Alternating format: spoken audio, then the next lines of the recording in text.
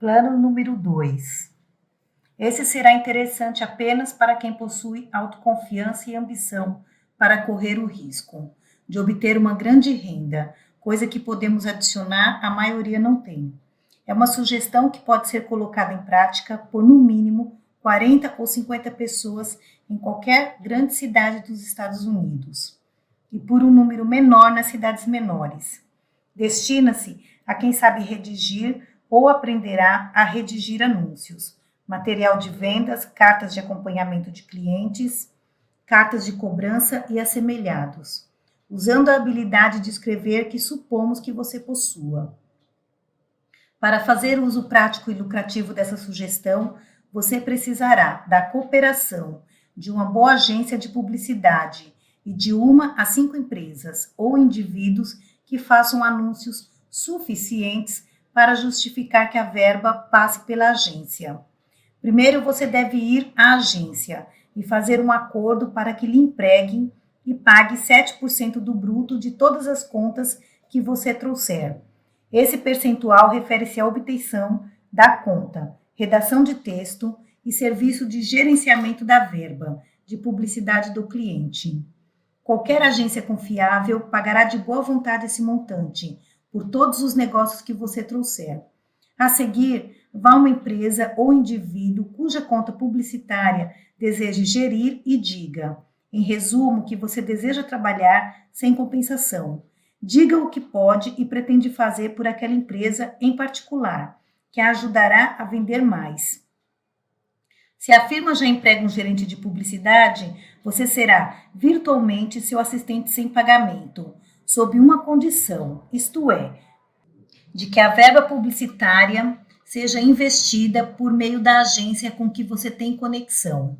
Com esse acordo, a empresa ou indivíduo cuja conta você assegura terá o benefício de seus serviços pessoais sem custo e não pagará à agência para colocar os anúncios mais do que pagaria a qualquer outra.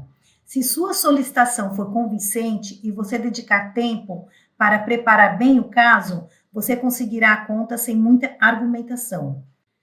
Você pode repetir essa negociação até ter tantas contas quantas possa controlar bem, o que, em condições normais, não será mais de 10 ou 12.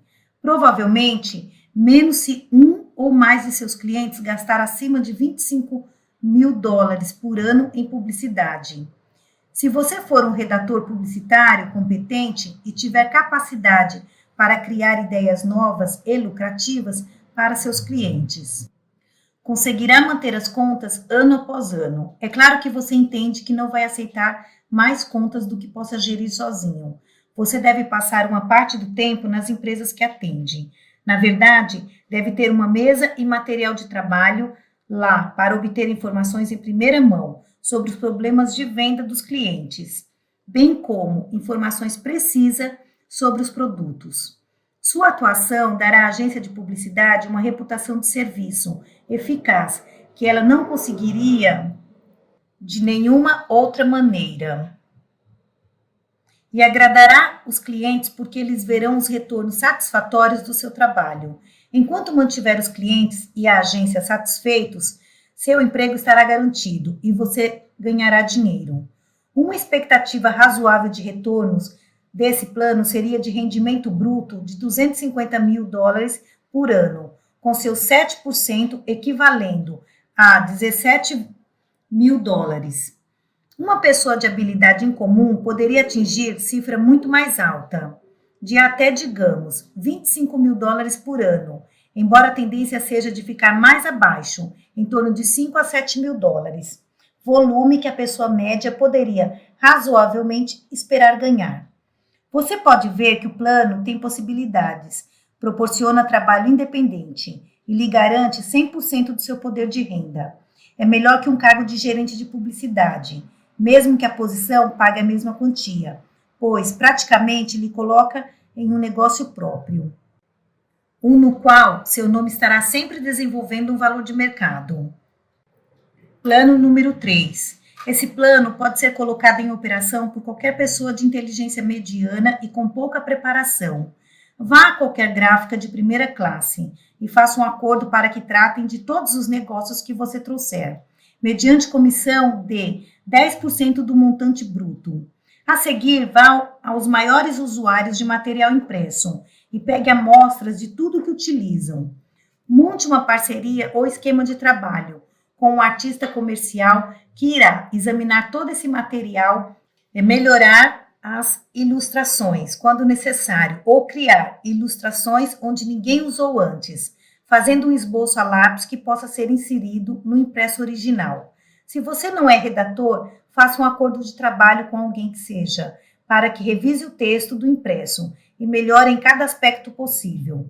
Quando o trabalho estiver completo, volte à empresa, onde pegou o material, levando seus orçamentos para o trabalho, e mostre o que pode ser feito para melhorar. Entretanto, não fale nada sobre orçamentos, até ter mostrado quanto você poderia melhorar o material impresso. Você provavelmente pegará todos os negócios da empresa, oferecendo esse tipo de serviço relacionado a trabalhos de tipografia. Se executar o serviço adequadamente, você em breve terá todos os negócios de que seu artista comercial, seu redator e você possam dar conta. Isso deve render uns bons 5.000 anuais para você. Qualquer lucro que obtenha do trabalho de outros relacionado a qualquer um desses planos será um lucro legítimo. Um lucro ao qual você terá direito pela capacidade de organizar e reunir os talentos e habilidades necessárias para executar um serviço satisfatório. Se entrar no negócio de brinquedos, você terá direito a lucrar com o trabalho daqueles que fizeram os brinquedos, pois será por sua competência que haverá emprego para eles. É mais do que provável que seu cérebro e suas habilidades, quando somados com os daqueles que trabalham com ou para você, aumentem amplamente a capacidade de ganho deles, a ponto de eles poderem ver você ganhar uma pequena quantia em cima dos esforços deles, pois ainda estarão ganhando muito mais do que poderiam sem a sua orientação. Você está disposto a adotar algum desses planos e lucrar com ele? Não está? Você não vê nada de errado, vê? Se você é empregado trabalhando para outra pessoa ou empresa, não é possível que o diretor da firma ou o indivíduo com aptidão para organizar, financiar e etc., esteja aumentando a sua capacidade de ganho neste momento. Você quer deixar de ser empregado e se tornar empregador. Não ocupamos por isso. Quase todas as pessoas normais querem o mesmo. O melhor primeiro passo a dar é servir a empresa ou indivíduo para que trabalha, agora como desejaria ser servido, se você fosse tal pessoa ou chefe da empresa. Quem são os grandes empregadores de hoje? Filhos de homens ricos que herdaram o posto de empregador? Nada disso. São homens e mulheres, vindo dos postos de trabalho mais humildes. Homens e mulheres que não tiveram oportunidades maiores do que você. Eles estão na posição que ocupam porque suas habilidades superiores lhes permitiram guiar outros de forma inteligente. Você pode adquirir essa habilidade se tentar.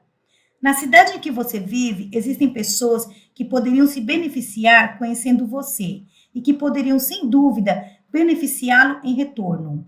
Em alguma parte da cidade vive John Smith, que deseja vender sua mercearia e abrir um cinema. Em outra parte, existe um homem que possui um cinema que gostaria de trocar por uma mercearia. Você pode reuni-los? Se puder, você servirá a ambos e obterá uma boa remuneração. Na sua cidade, existem pessoas que querem produtos das fazendas das comunidades próximas. Nas fazendas, os produtores querem fazer seus artigos chegarem às mãos dos habitantes da cidade. Se você conseguir encontrar uma maneira de transportar os produtos da fazenda diretamente para a cidade ou para os consumidores, vai possibilitar ao fazendeiro ganhar mais e ao consumidor pagar menos, e ainda haverá uma margem para pagá-lo pela engenhosidade em encurtar a rota entre produtor e consumidor. Em termos gerais, existem duas classes de pessoas nos negócios: produtores e consumidores. A tendência atual é descobrir alguma maneira de juntar os dois sem muito intermediários. Ache uma maneira de encurtar a rota entre produtor e consumidor, e você terá criado um plano que ajudará as duas classes e lhe trará um belo lucro.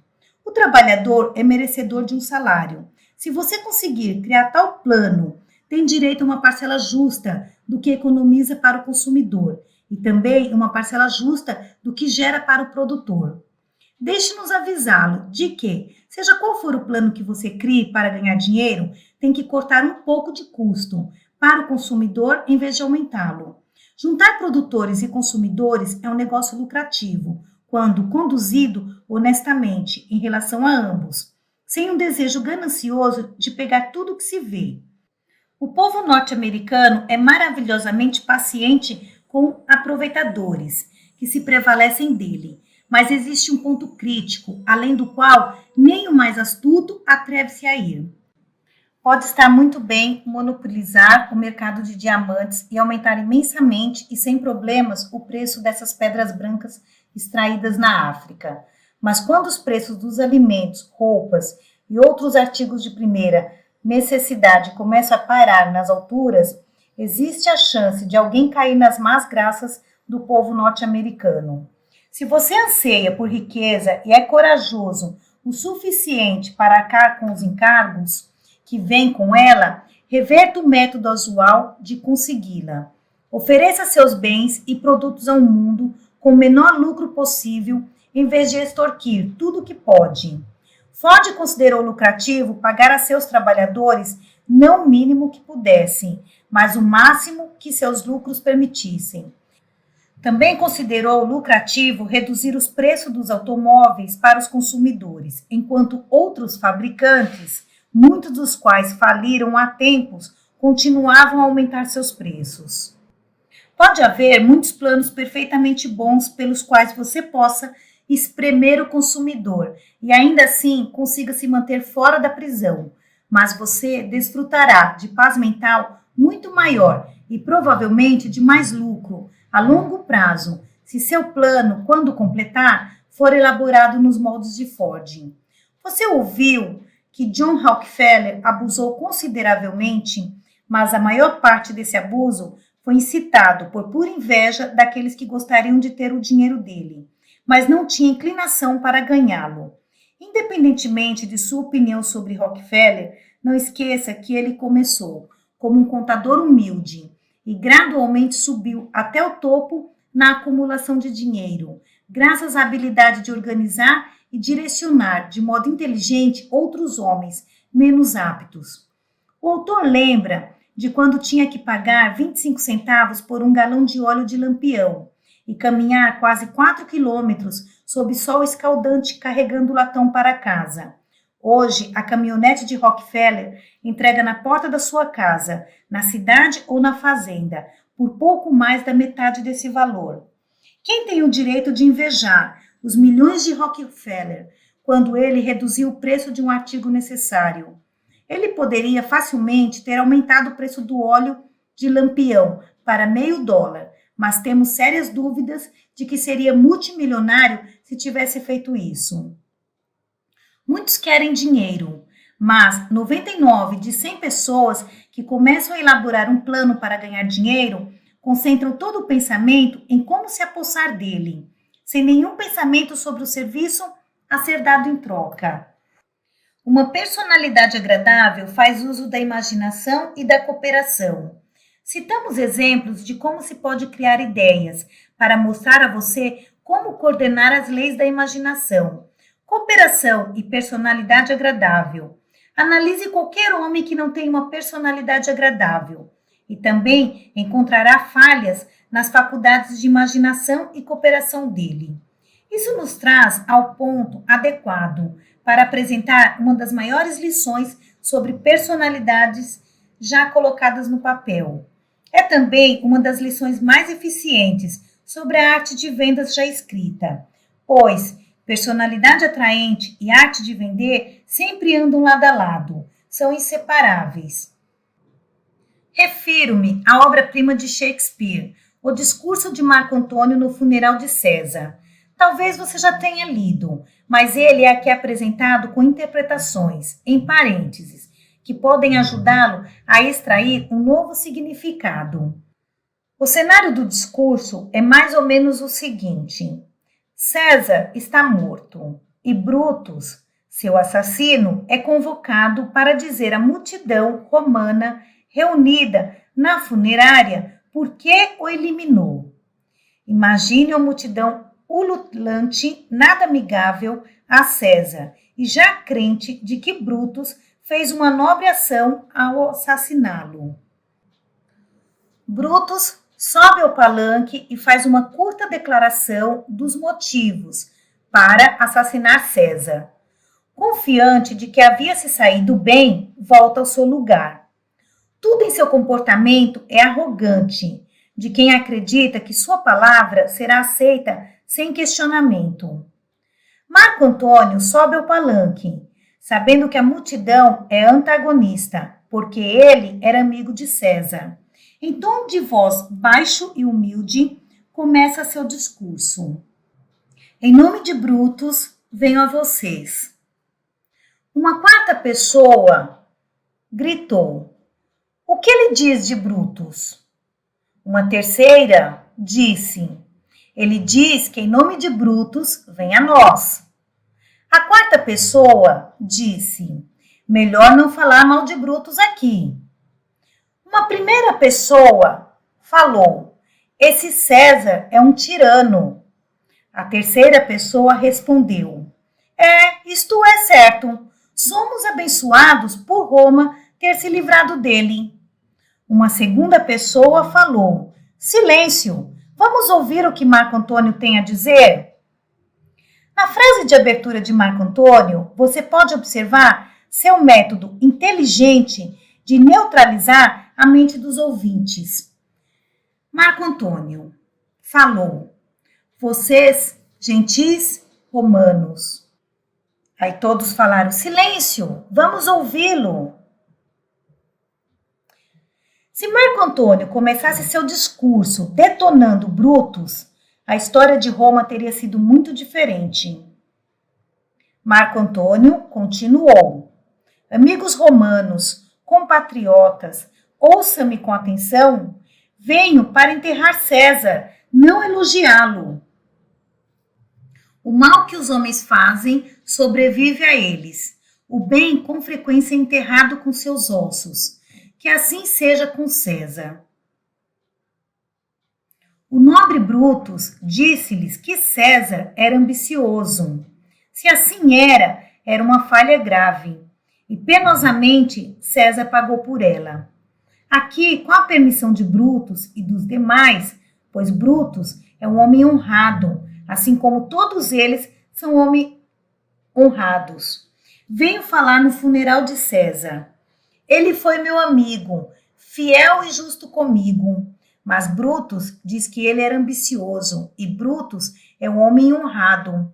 Ele trouxe muitos prisioneiros para Roma, cujos resgates encheram os cofres públicos.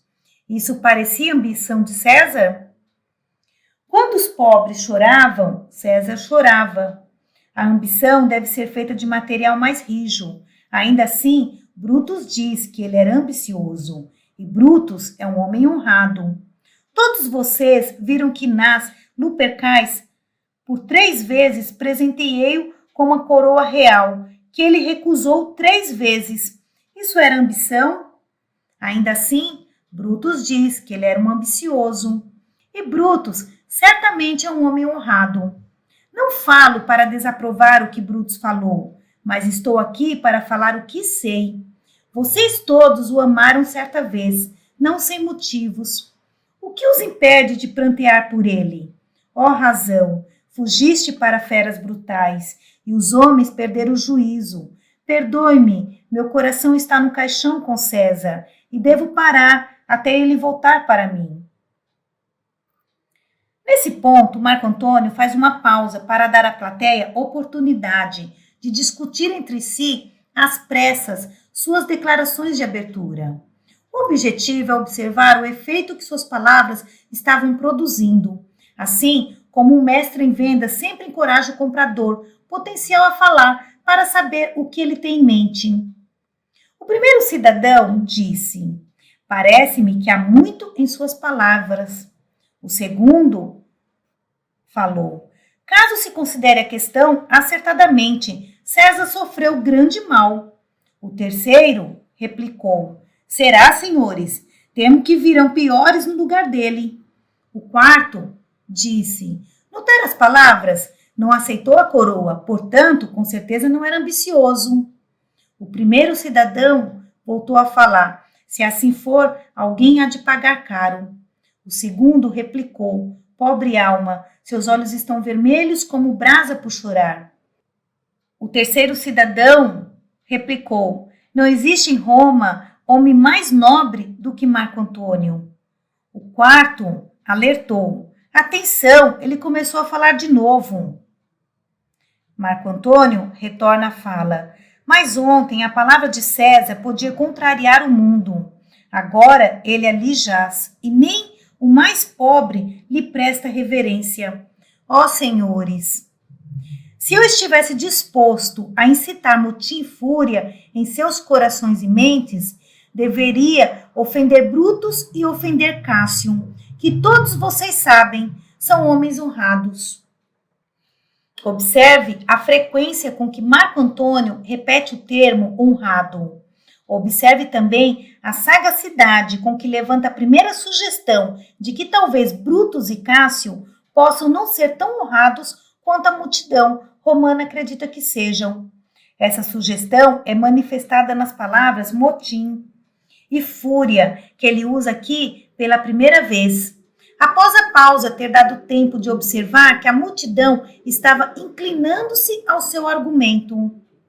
Observe com que cuidado ele sente o terreno e faz as palavras ajustarem-se ao que ele sabe ser, a disposição mental dos ouvintes. Marco Antônio continua: Não vou ofendê-los, prefiro ofender os mortos, ofender a mim e vocês, do que ofender homens tão honrados. Cristalizando a sugestão de ódio a Brutus e Cássios, ele então apela para a curiosidade da plateia e começa a assentar a base para o clímax. Um clímax que ele sabe que conquistará a multidão, porque está chegando lá com tanta sagacidade que a turba acredita que a conclusão é dela. Marco Antônio continua: Mas aqui está um pergaminho com o selo de César. Encontrei-o em seus aposentos. É seu testamento. Deixe que o povo apenas ouça o testamento, que perdoe-me, não pretendo ler. Aguçando o apelo à curiosidade, fazendo a multidão acreditar que não pretende ler o testamento, Marco Antônio continua: E iriam beijar as feridas de César morto, e molhariam seus lenços em seu sangue sagrado. Sim, implorariam por um fio de cabelo dele como lembrança. E ao morrer, citariam-no em testamento, deixando como rico legado a seus descendentes. A natureza humana sempre deseja o que é difícil de conseguir, ou aquilo de que está prestes a ser privada. Observe com quanta astúcia Marco Antônio desperta o interesse da turba e faz com que queira ouvir a leitura do testamento, preparando assim para ouvir com a mente aberta. Isso marca seu segundo passo no processo de neutralizar as mentes. Todos falaram: o testamento, ouçamos o testamento de César. Marco Antônio diz: Tenham paciência, gentis amigos, não devo lê-lo. Não é bom que saiba o quanto César os amou. Vocês não são madeira, não são pedra, mas homens, e sendo homens, ao ouvir o testamento de César, isso irá inflamá-los. Fará com que fiquem loucos. É bom que não saiba que são herdeiros dele, pois se souberem, o que pode vir disso? O quarto cidadão gritou: Leia o testamento, iremos ouvir. Marco Antônio falou: Vocês serão pacientes? Ficarão calmos? Já me excedi ao falar a respeito disso. Temo ofender os homens honrados, cujos punhais esfaquearam César. Temo isso. Punhais esfaquearam sugere um assassinato cruel. Observe a sagacidade com que Marco Antônio injeta essa sugestão no discurso. E observe também a rapidez com que a turba capta o significado, porque, sem que a multidão saiba, Marco Antônio cuidadosamente prepara sua mente para receber a sugestão. O quarto cidadão fala: eram traidores os homens honrados. Todos falaram: o testamento, o testamento. O segundo cidadão diz: eram vilões, assassinos, o testamento. Justamente o que Marco Antônio teria dito no início, mas ele sabia que teria um efeito mais desejável se plantasse o pensamento na mente da multidão e permitisse que ela mesma dissesse isso. Marco Antônio continuou: vocês irão me obrigar a ler o testamento? Então façam um círculo em torno do corpo de César e deixe-me mostrar-lhes aquele que fez o testamento. Descerei e vocês me darão permissão? Nesse momento, Brutus deveria ter começado a procurar por uma porta dos fundos para escapar. Todos falaram: desça. Segundo o cidadão disse: desça. O terceiro falou: dê espaço para Marco Antônio, o nobilíssimo Marco Antônio. Marco Antônio continuou: não cheguem tão perto de mim, afastem-se. Ele sabia que tal ordem faria com que quisessem se aproximar, que era o que ele queria que fizessem. Todos falaram: para trás, dê espaço. Marco Antônio continuou: se tem lágrimas, preparem-se para derramá-las agora. Vocês todos conhecem este manto. Lembro da primeira vez que César o colocou. Foi uma tarde de verão em sua tenda, no dia em que derrotou os Névios. Vejam, neste ponto, deslizou o punhal de Cássio. Vejam que rasgão fez o invejoso. Casca, por aqui o bem-amado Brutus o apunhalou. E quando retirou a lâmina amaldiçoada, observem como o sangue de César seguiu-a, como se correndo porta fora, para certificassem se era Brutus ou não que tão rudemente havia batido. Pois Brutus, como vocês já sabem, era o anjo de César. Julguem, ó deuses, o quão carinhosamente César o amava. Esse foi o corte mais rude de todos, pois, quando o nobre César viu Brutus o apunhalar, a ingratidão mais forte que os braços do traidor deveras venceu, e então explodiu seu poderoso coração, e cobrindo o rosto com seu manto, bem aos pés da estátua de Pompeu, enquanto o sangue escorria, ó grande César, caiu. Ó que queda foi, meus compatriotas. Então eu, vocês e todos nós caímos, enquanto a traição sangrenta florescia sobre nós. Ó, agora vocês choram e percebo que sentem a força da piedade. Essas são gotas preciosas, almas bondosas, porque choram ao olhar apenas a veste ferida de nosso César. Olhem aqui, aqui está ele, desfigurado, como vem por traidores. Observe como Marco Antônio agora usa a palavra traidores livremente, porque sabe que está em harmonia com as mentes da turba romana. E o primeiro cidadão fala: ó espetáculo lamentável. O segundo diz: ó dia desgraçado. O terceiro diz: ó dia desgraçado. O primeiro cidadão volta a falar: ó visão mais sangrenta. O segundo diz: vamos nos vingar. Fosse Brutus um homem sábio em vez de presunçoso, a essa altura estaria a muitos quilômetros desse cenário. E todos falaram: vingança! Vingança já! Buscar, queimar, fogo, matar, assassinar. Não deixemos um traidor vivo. Aqui, Marco Antônio dá o próximo passo para a cristalização do frenesi da turba em ação. Mas, mestre em venda sagaz, que é, não tenta forçar essa ação. Marco Antônio continua: fiquem, compatriotas.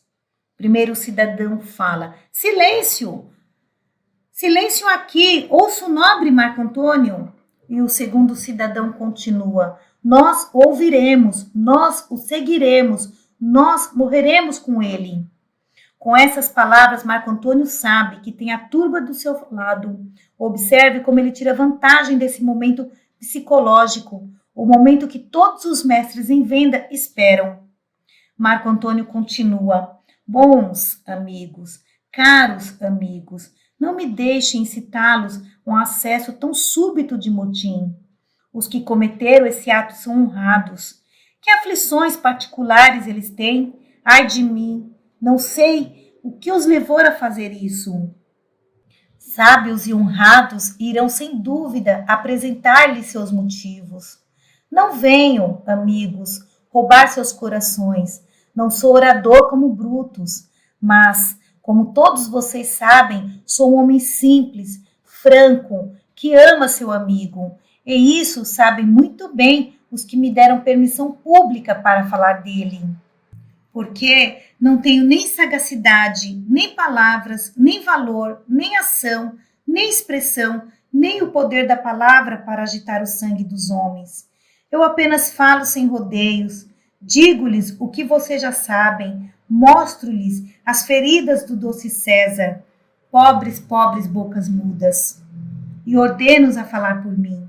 Mas, se eu fosse Brutus, e Brutus fosse Marco Antônio, aí Marco Antônio insuflaria o espírito de vocês e colocaria uma língua em cada ferida de César, línguas essas que deveriam mover as pedras de Roma para sublevar um motim. Todos gritam: vamos nos amotinar. O primeiro cidadão fala: vamos queimar a casa de Brutus. O terceiro já diz: vamos então, vamos atrás dos conspiradores. Marco Antônio continua: ouça-me, compatriotas, ouça-me falar. Aí todos dizem: silêncio, ouçam, Marco Antônio, o nobilíssimo Marco Antônio. Marco Antônio continua: por que, amigos? Vocês vão fazer sabe-se lá o quê? Por que César merece assim o amor de vocês? Ora, vocês não sabem? Devo lhes dizer então. Vocês esqueceram do testamento de que falei. Marco Antônio agora está pronto para jogar seu trunfo, pronto para atingir o clímax. Observe quão bem ele agrupou suas sugestões, passo a passo, guardando até o fim a declaração mais importante, aquela com que contava para a ação. No grande campo das vendas e da oratória, muitos homens tentam chegar a esse ponto cedo demais, tentam apressar a plateia ou cliente potencial e, por isso, perdem o apelo. Todos falaram: grande verdade, o testamento, vamos ficar e ouvir o testamento. Marco Antônio continua: aqui está o testamento com o selo do César, para cada cidadão romano, para cada homem, ele dá 75 dracmas. O segundo cidadão diz: nobilíssimo César, vingaremos sua morte. O terceiro cidadão: ó Régio César. Marco Antônio continua: ouça-me com paciência. Todos falaram: silêncio já. Marco Antônio continua: além disso, ele deixou todos os seus passeios, seus bosques privados e pomares recém-plantados deste lado do Tibre. Deixou para vocês e para seus herdeiros, para sempre, prazeres comuns para passearem e se divertir. Aqui estava um César. Quando virá outro? Primeiro cidadão diz: nunca. Venham, vamos, queimaremos seu corpo no lugar sagrado e com a lenha incendiaremos as casas dos traidores. Peguem o corpo. O segundo cidadão grita: busquem fogo.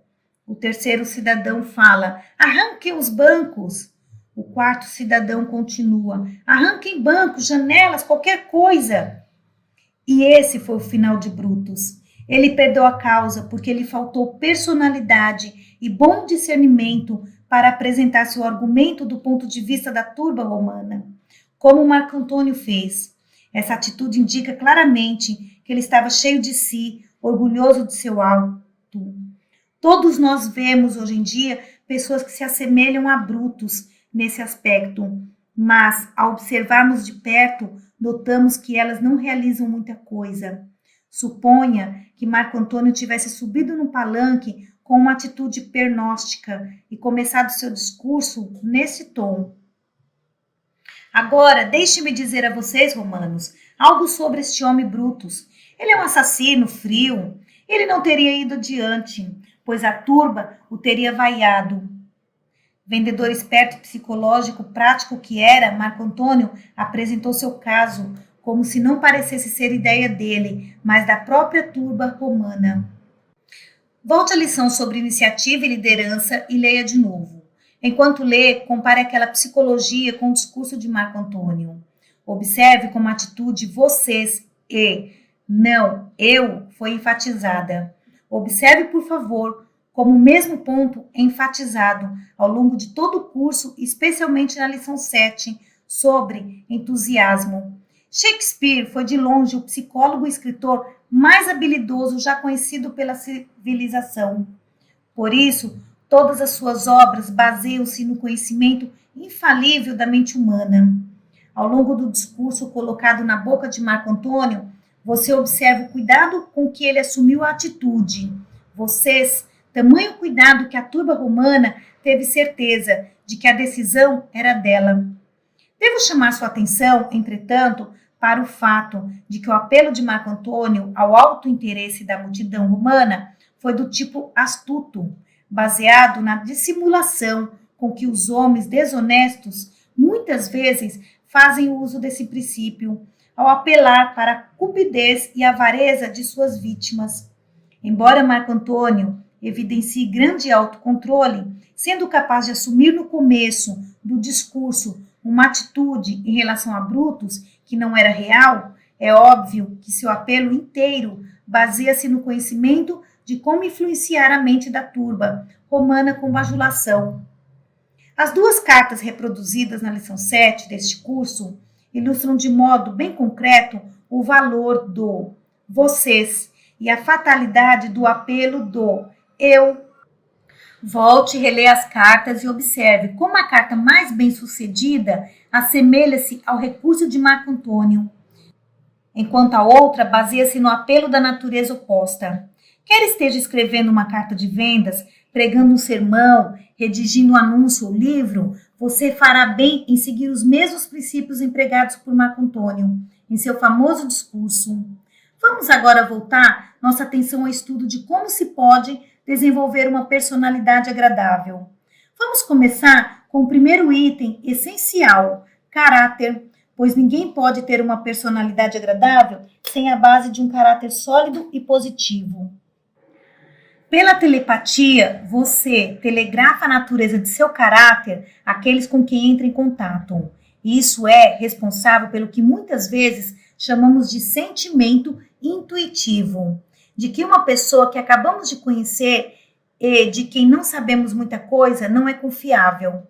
Você pode se embelezar com belas roupas de última moda e se portar da maneira mais agradável no que tange às aparências.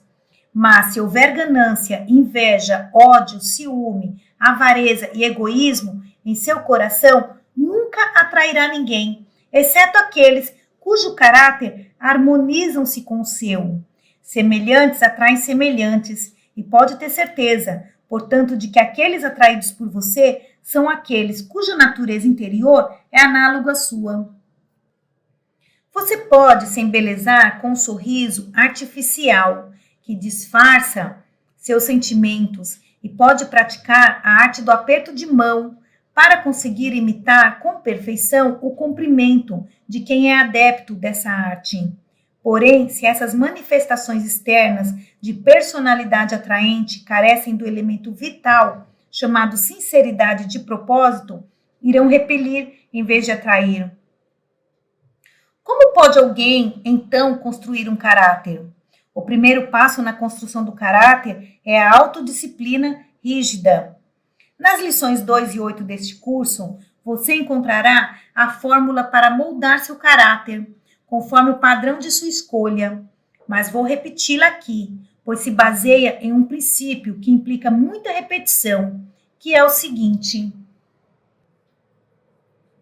Primeiro, selecione pessoas cujo caráter é constituído de qualidades que você deseja para si e então proceda da maneira descrita na lição 2, para se apropriar dessas qualidades com a ajuda da autossugestão. Crie em sua imaginação uma mesa de conselho e reúna os personagens ao redor dela toda noite, escrevendo antes uma declaração clara e concisa das qualidades específicas que você deseja de cada um. Na sequência, afirme ou sugira para si mesmo, em voz alta, que está desenvolvendo as qualidades desejadas. Ao fazer isso, feche os olhos e veja as pessoas sentadas ao redor da mesa imaginária, conforme descrito na lição 2. Segundo, conforme os princípios descritos na lição 8 sobre autocontrole, controle seus pensamentos e mantenha sua mente vitalizada com pensamentos de natureza positiva.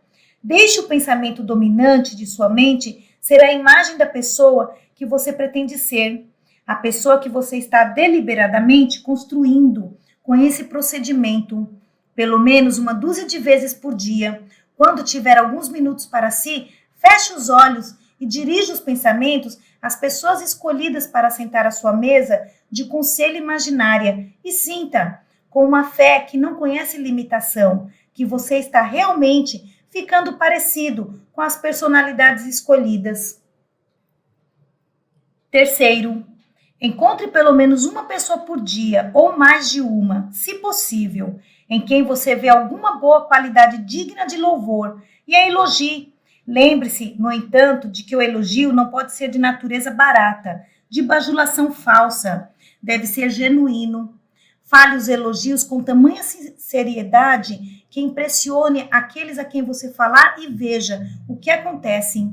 Você terá prestado um benefício claro e de grande valor a quem elogiou e terá dado mais um passo no cultivo do hábito de procurar e encontrar boas qualidades nos outros. Nunca é demais enfatizar os efeitos de longo alcance do hábito de elogiar franca e entusiasticamente as boas qualidades dos outros.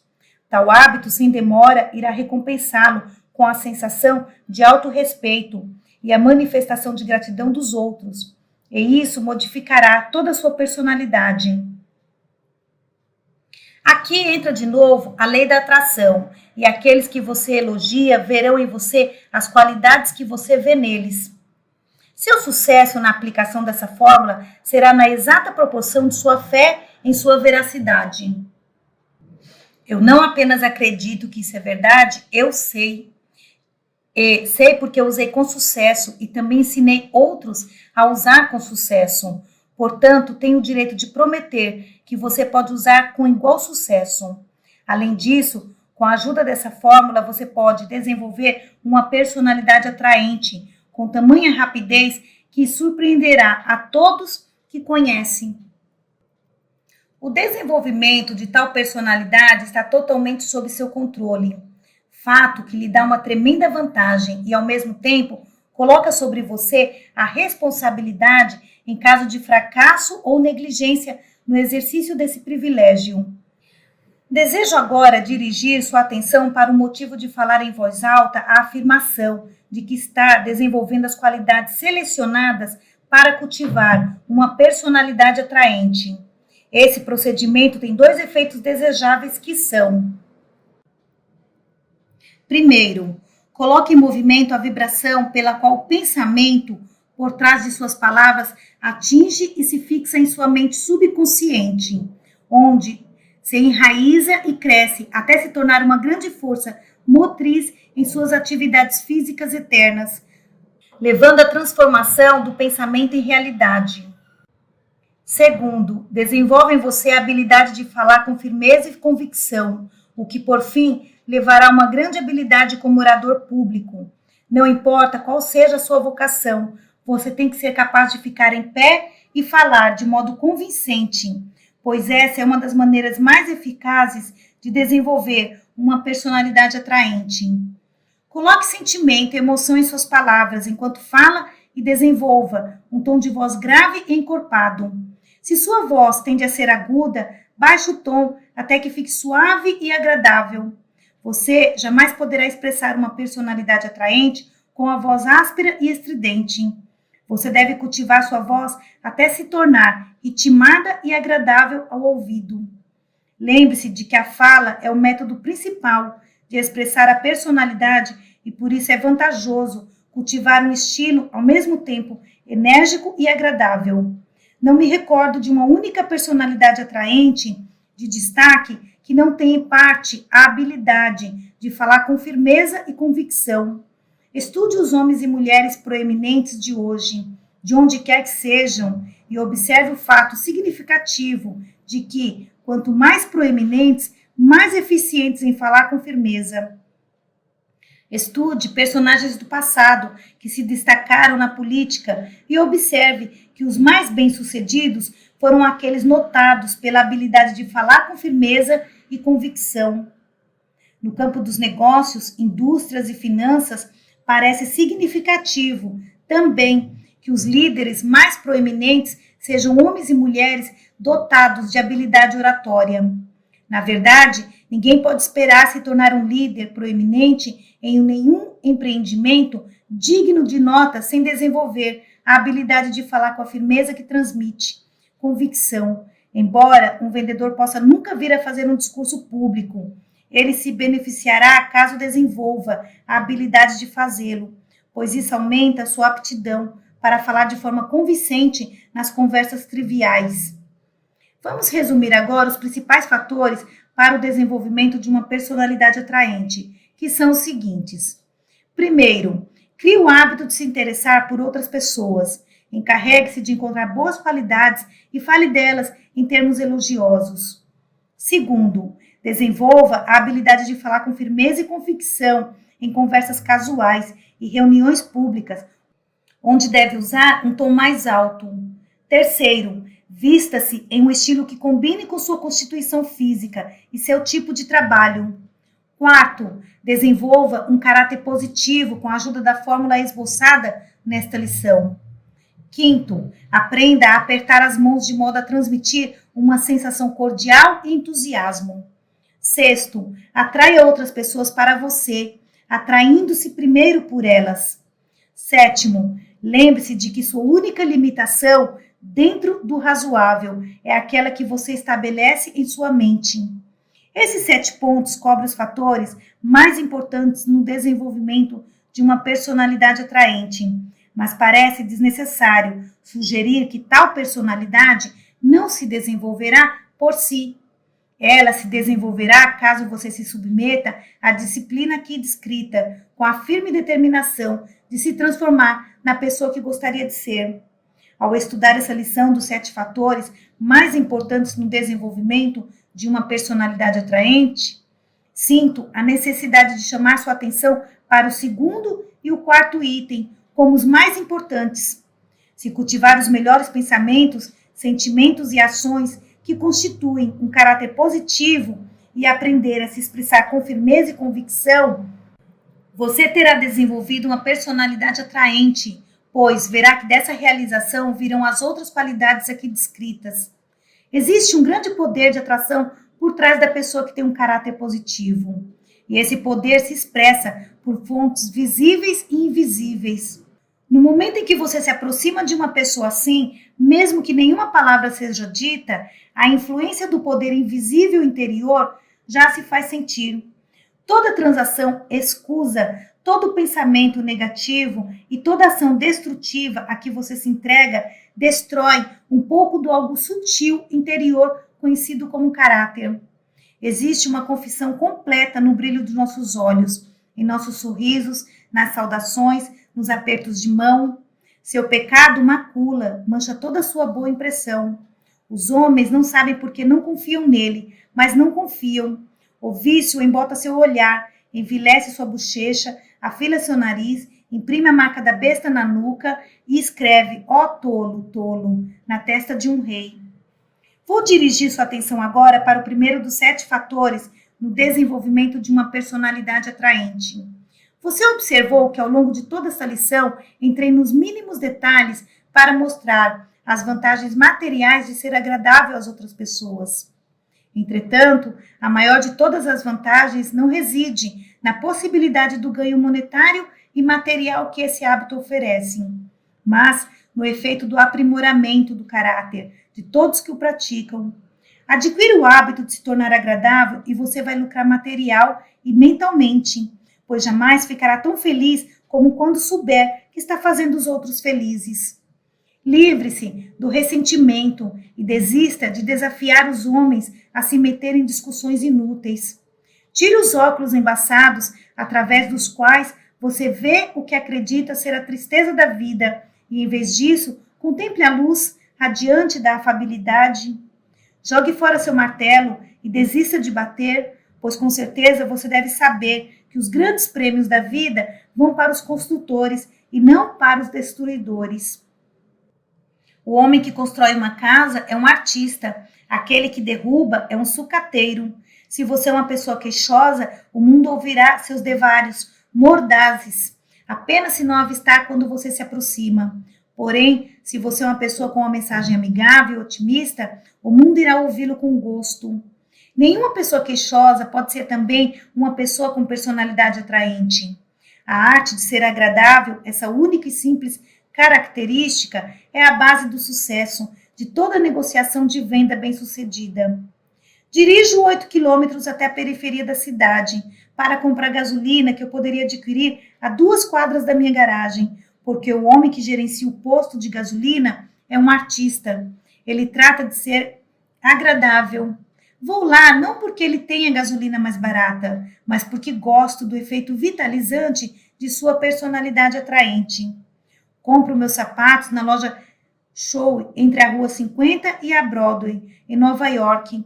Não porque não consiga encontrar outros sapatos bons pelo mesmo preço, mas porque Cobb, o gerente daquela Choi específica, tem uma personalidade atraente.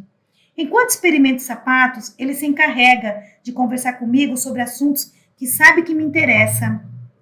Faço minhas transações bancárias no Hermes Nacional entre a Rua 44 e a Quinta Avenida, não porque não existam dúzias de outros bancos bons muito mais perto do meu local de trabalho, mas porque os atendentes, os caixas, o segurança e todos os outros com quem tenho contato cuidam para ser agradáveis. Minha conta é pequena, mas me recebe como se fosse grande. Admiro muito John Rockefeller, não por ser filho de um dos homens mais ricos do mundo, mas porque ele também cultivou a arte de ser agradável. Na cidadezinha de Pensilvânia mora Garvin, um comerciante muito bem-sucedido, que eu viajaria centenas de quilômetros para visitar, não porque seja um comerciante rico, mas porque se encarrega de ser agradável. Entretanto, não tenho dúvida de que seu sucesso material está intimamente relacionado à nobre arte da afabilidade que ele cultivou. Tenho no bolso do colete uma caneta tinteiro Parker, e minha esposa e filhos têm canetas da mesma marca, não porque não existem outras canetas tinteiros tão boas, mas porque fui atraído por George Parker devido a seu hábito de ser agradável. Minha esposa compra o Lady Holmes Journal, não porque não existam outras boas revistas de natureza semelhante, mas porque fomos atraídos para ela há muitos anos, quando Edward Book era o editor, pois ele cultivava a arte de ser agradável. Ó peregrinos lutadores que estão procurando o final do arco-íris, carregadores de água e rachadores de lenha, detenham-se por um momento à margem do caminho e aprendam a lição dos homens e mulheres que se tornaram bem-sucedidos porque cultivaram a arte de ser agradáveis. Você pode vencer por um tempo com crueldade e astúcia. Pode acumular mais bens do que necessita com força bruta e estratégia sagaz, sem dedicar tempo ou dar-se ao trabalho de ser agradável. Mas cedo ou tarde chegará ao ponto da vida em que sentirá as dores do remorso e o vazio da carteira recheada. Nunca pense em poder, posição e riqueza obtidos pela força, sem sentir muito profundamente a emoção manifestada por um homem, cujo nome não me atrevo a mencionar, diante do túmulo de Napoleão. Há pouco tempo estive diante do túmulo do velho Napoleão, uma tumba magnífica, de dourado e ouro, quase que adequada a uma divindade morta, e contemplei o sarcófago de fino mármore, onde enfim descansam as cinzas daquele homem quieto. Debrucei-me sobre a balaustrada e pensei na carreira do maior soldado do mundo moderno. Viu em Toulon, viu caminhando pelas margens do Sena, cogitando suicídio. Viu reprimindo a turba nas ruas de Paris. Viu à frente do exército na Itália. Viu atravessando a ponte em Lodi com a bandeira tricolor na mão. Viu no Egito, à sombra das pirâmides. Viu conquistando os Alpes e juntando as águias da França com as águias dos penhascos. Viu em Marengo, em Rouen em Austerlitz, viu na Rússia, quando a infantaria da neve e a cavalaria selvagem dispersaram suas legiões como folhas murchas de inverno. Viu em Leipzig, na derrota e desastre, rechaçado por 1 milhão de baionetas sobre Paris, capturado como uma besta selvagem, banido para o Elba. Viu escapar e retomar o império pela força de seu gênio. Viu sobre o campo terrível de Waterloo, onde o acaso e o destino combinaram-se para destruir a fortuna do seu antigo rei. E o viu em Santa Helena, com as mãos cruzadas às costas, olhando para o mar, triste e solene. Pensei nas viúvas e órfãos que ele fez, nas lágrimas derramadas por sua glória e na única mulher que o amou, arrancada de seu coração pela mão gelada da ambição. E falei que preferiria ter sido um camponês francês e usar tamancos gastos. Preferiria ter vivido em uma cabana com o vinhedo crescendo na porta e as uvas amadurecendo com os beijos amorosos do sol de outono. Preferiria ter sido um pobre camponês com minha esposa ao meu lado, tricotando enquanto o dia findava, com meus filhos em meus joelhos e seus braços ao meu redor. Preferiria ter sido tal homem ficado mudo no silêncio da poeira, sem sonho, do que ter sido essa personificação imperial de força e assassinato, conhecida como Napoleão o Grande. Deixa você, como um clímax apropriado para esta lição, o pensamento dessa dissertação imortal sobre um homem que viveu pela força da espada e morreu de forma vergonhosa. Uma pária aos olhos de seus semelhantes, uma chaga para a memória da civilização, um fracasso porque não cultivou a arte de ser agradável, porque não pôde ou não quis subordinar o eu pelo bem de seus seguidores.